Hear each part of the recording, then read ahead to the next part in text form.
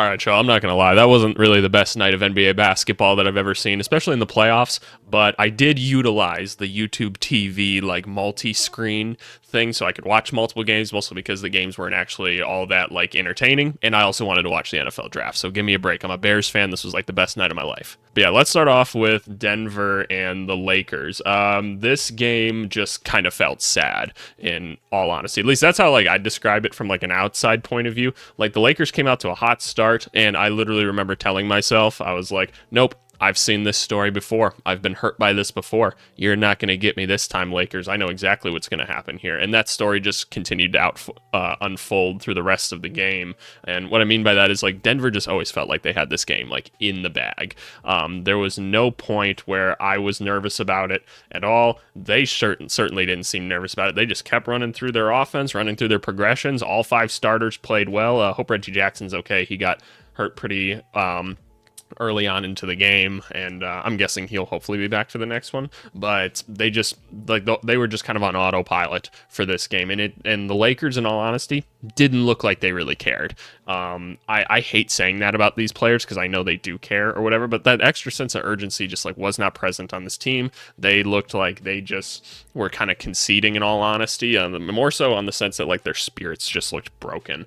I thought there were points where, like, Torian Prince was, like, really getting going, and he was, I'm going to try to bring us back here, but otherwise, I don't know. Let's talk a little more specifics, though. Like, D'Angelo Russell, 0 for 7, that last three-point shot that he just put up at the end was, again, just, like, sad. Like, it just really looked like he was like, please, let something go in, and he had a great last game, and honestly, I think he's been pretty good through the play-in process and up to this point. Austin Reeves got a lot more touches, which is good. I still feel like they're not using him properly in the sense that, like, I almost think that he should be, like, the first option of things where, look, LeBron's getting old, right? Like, we don't need LeBron, like, running everything at this point. I almost would rather just see LeBron being an off-ball player at this point, because let's not pretend like LeBron isn't, like, causing, like, a lot of turnovers in himself at this point. And I don't want to question, like, the Kings' greatness or everything, but the passes don't look crisp right now. The defense doesn't look good right now. It looked good in the last game, but, like, in the couple other games in the play-in, it hasn't looked great. So I'm going to assume that that's kind of more so the case. Like, let's let LeBron be more of a complimentary player in his old age. That's okay. This doesn't affect his legacy. LeBron's one of the greatest ever, but we need to do what's best for this team, and that means Austin Reeves and D'Angelo Russell running, like, these, like, pick and roll offenses as much as possible. But, like, the Lakers defense just made, like, no adjustments during this game either, and I think that's what, like, really annoyed me. And, like, that's a reflection both of Darvin Ham and not being able to inspire the team a little bit more, and also just the players. And, like, the definition of insanity is a quote that I use a lot in coaching, where I'm like, look, you're doing the same thing over and over again and expecting different results. And in this case, it was coming up too high on these pick and roll coverages in these short roll opportunities, and then not expecting Aaron Gordon to just get a little layup underneath the hoop. I mean, how many times did we see that in that game? It was nuts. So let's talk about the Nuggets, though. Everybody played great. Why don't they step up more on Michael Porter Jr.? Just take whoever is your worst defender on this team, right? Whoever your worst defender. In this case, let's just assume it's D'Angelo Russell, right? Again, let's just assume. Just put him on Michael Porter Jr.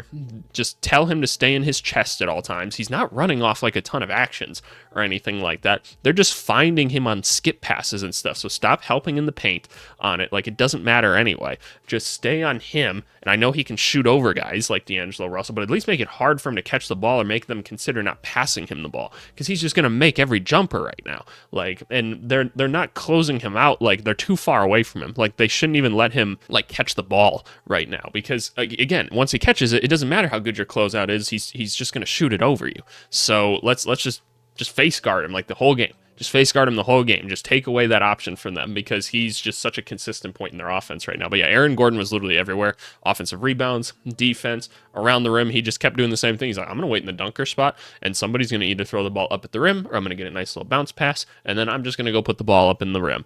And he just did it over and over and over again. As you see, 12 for 18 here. Very easy night for him, and an extremely productive one. 15 rebounds.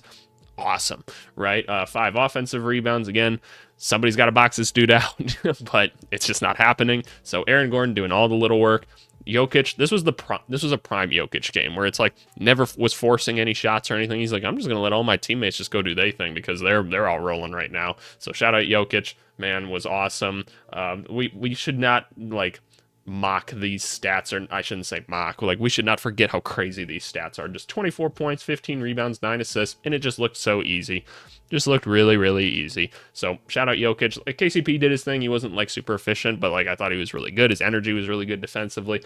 Jamal Murray still wasn't great like efficiency wise, but he was starting to hit a few more tough shots. I'd like to see them find a way to get him like all the way to the rim a little bit more, and maybe not so many of these like fadeaway mid-rangers he's taking over people, but they can work on that for the time being.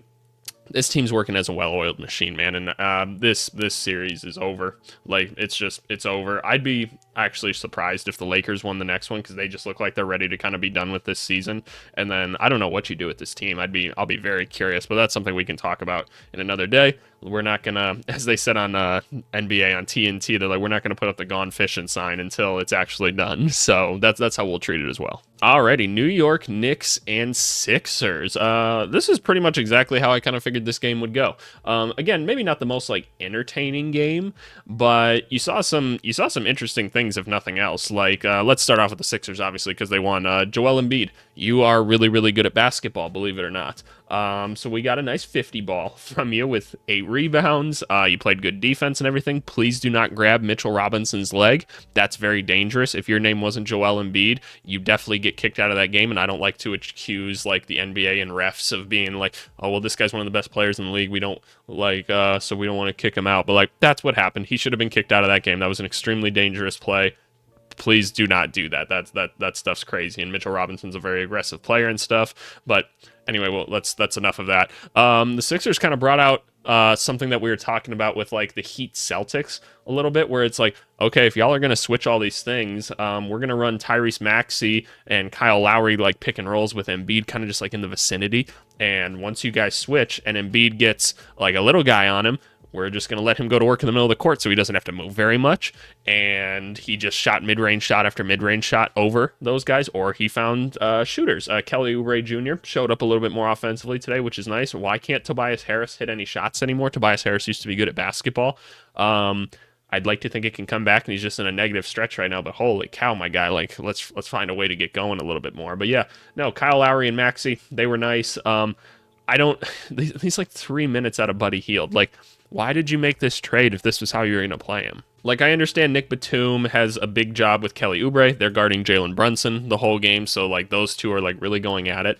I still, like, you can do the same thing that Kyle Lowry's doing with Buddy Hield and honestly probably still have a more dynamic offense than what you're doing with these little staggered screens where, like, Buddy Hield can pop off of those. He's used to doing that action. He did it all the time in Sacramento. Like, he can catch that ball and get a shot up or something like that if you don't want to get the ball to Embiid each time, or even you can re-screen afterwards after you get the ball to Embiid, and it's a nice little, like, handoff around, like, the free throw line that he can go around and get some sort of shot from. I just think that's such basic NBA offense that they should run, and I feel like to win this series they're gonna need like more offense, and Buddy Hield is like instant offense. It just makes more sense for me to have him in the game, and I want him playing like consistent minutes because that's what shooters need. So, but anyway, they won this game. I shouldn't be so critical of them. Yeah, Campaign came in and basically whatever Tyrese Maxey was doing, he did the same thing. So shout out those guys. They figured out a way to really go give it to him. And like the Knicks didn't like play like a bad game necessarily. It's just Sixers were hitting and Embiid scored 50 points. So like I don't want to like criticize the Knicks too much. Like Hartenstein wasn't quite as effective as he usually was. That's fine. Obviously Mitchell Robinson ended up in a boot, and that gave Precious Achiuwa time to get on the court. Bojan still hasn't quite found a way to like get involved in this offense, and I wonder if that's just because he's always traditionally been on bad offensive teams where he just has to create everything himself, and maybe he's not as good in a system. That's kind of a question to ask. Josh Hart was good again. There was points where Embiid was kind of guarding him, which I'm like, that's interesting, and that's why I say I'm like the Knicks didn't play like a bad game because they like took advantage of that opportunity and everything. But because yeah, like Embiid's gonna have to like step out of the paint to go get him. So I just didn't quite understand that. But you know, is what it is. Maybe they're just trying to get him away from the bigs at this point because he just can't really jump or box out with them. I don't know. I'm sure there's some sort of logic to it. But yeah, like I thought OG was good. Obviously, Jalen Brunson was the big story. He finally got going. The turnovers are still pretty present, but they're putting a lot of pressure on him to do things. And I do think Jalen Brunson's taking a bit too long to get rid of the basketball, and that's because he's very determined to like go be that dude. Which like you love that at the end of the day. It's just you gotta try and find a balance of everything. But obviously he got going. Hopefully he can carry that into the next game and they can try to steal one from Philly. I'm not rooting for any particular team necessarily in this, but you just like seeing good players play well, and so hopefully Jalen Brunson can keep it going. But yeah, no, I wouldn't think too much about this game. Like, the Knicks are going to make an adjustment to this and how they guard Joel Embiid. Like, Thibs just isn't going to stand for that, and I'm willing to bet that you don't get games like that from Kelly Oubre again. Maybe I've proven wrong, but we'll see. We'll absolutely see. But yeah, hopefully Jalen Brunson can keep it going. Let's go on to the last game. Alrighty, a result I didn't expect in this one. And again, I was like half paying attention to this game because I kind of just figured that the Cavs would win. But this is a pretty simple story. This series has been so like lame. I expected like a really scrappy series where like these two teams are really going at each other. They're two very good defensive teams, and it's just kind of like, well, like the Magic's defense showed up in this one. Like that was awesome. Like their defense looked really, really good. That's kind of what we expect. And like they were hitting shots this time. Still aren't hitting any threes in Orlando. I mean, like you at least look at this. Like they took some this time. They made 13 of them. That's nice, but it's still not like great percentages necessarily. It's not like a bad game, but it's like I kind of figured if they were going to put up like 120 points that we would see like a much higher 3-point percentage. So that's a concern. Like Franz still can't hit. We'll come back to Paolo. They inserted Wendell Carter in the starting lineup. I thought that was a much better move than having Jonathan Isaac there. Jonathan Isaac got to be more of like a roaming switch defender that really attacked like Cleveland's closeouts, and you'll see here Cleveland shot only 23%, so they really shut down like their 3-point shooting. And I do think a lot of it was because like when they would run those like switches off the bench, and Mo Wagner was kind of more so just waiting for people in the paint because he's going to be really physical with them, and Isaac can go be that closeout guy. I just think that was a big difference for him. Obviously, Suggs had a really efficient game. I still don't know what Gary Harris is doing on the court. I'm trying to figure it out each night. I don't understand what he's doing out there. I'm not sure who you put in necessarily over him. Yeah, no, looking at the roster, I just don't know, but I also can't figure out what Gary Harris is doing out there, so y'all help me out in the comments or something like that. But this game is all about Paolo. If you're a Magic fan, you should be so excited about this. Like, just the pure shot making that he had going on is absolutely incredible. Combine that with the 14 rebounds, the 5 assists, 0 turnovers. Oh, that was another thing. Like, Orlando like didn't turn the ball over at all. Extremely efficient game. That was awesome. So like, just shout out to those guys there. But yeah, no, just the pure shot making ability of Paolo Banchero, I thought was absolutely incredible. Doing this so early on in like your playoff career, this should give Magic fans a lot of hope that like, hey, this is your guy going forward. This guy's going to be really dynamic. We all see the Carmelo Anthony comparisons. I really love that comparison, and I really like Paolo Banchero. This roster obviously has to be adjusted a little bit more to be more fitting around him, because ideally you'd just like better 3-point shooting on the team, and when your shooting guard and small forward on the team can't hit threes, that's a bit of a problem. But hey, like, it's early on for this young team, and they'll make some adjustments.